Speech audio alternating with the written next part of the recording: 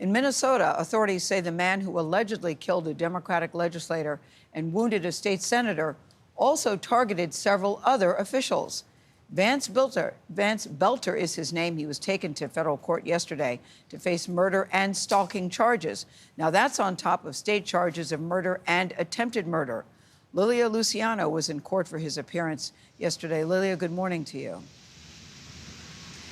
Good morning, Gayle. That's right. He walked into court escorted by plainclothes officers wearing an orange jumpsuit. He asked the judge for a public defender because he could not afford a lawyer. This all happened after we heard from federal prosecutors about just how much worse, deadlier this attack could have been.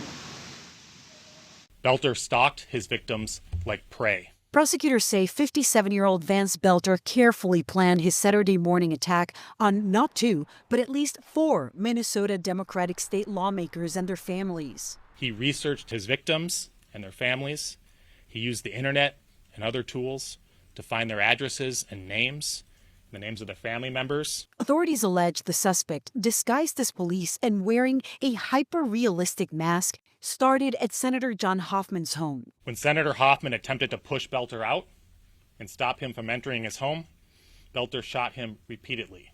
The couple was seriously wounded. After fleeing, surveillance video appears to show Boelter ringing the doorbell of another lawmaker's home, but they weren't there. At a third politician's house, the suspect was approached by a police officer doing a safety check on the representative. Boelter allegedly stayed in his car, disguised as a police vehicle, and left before backup arrived. Shortly after, the suspect made his 4th stop at Representative Melissa Hortman's home in Brooklyn Park. When police, dispatched as a precaution, arrived, the suspect was at the front door and began firing. He charged into the house, killing the couple before escaping on foot.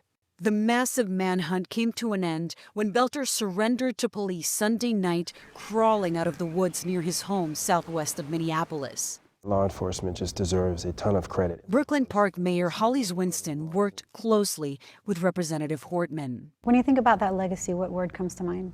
I can't give you one word, but I'd say understated, empathy. There's not a lot of politicians who are authentic. Those lists of possible targets included lawmakers beyond Minnesota and abortion rights advocates. Although police are not talking or investigators about a motive, officials here in the state have said that this was politically motivated. He's due back in that federal court next Friday, June 27th. Tony. We'll be tracking it. Lilia, thank you very much. Appreciate it.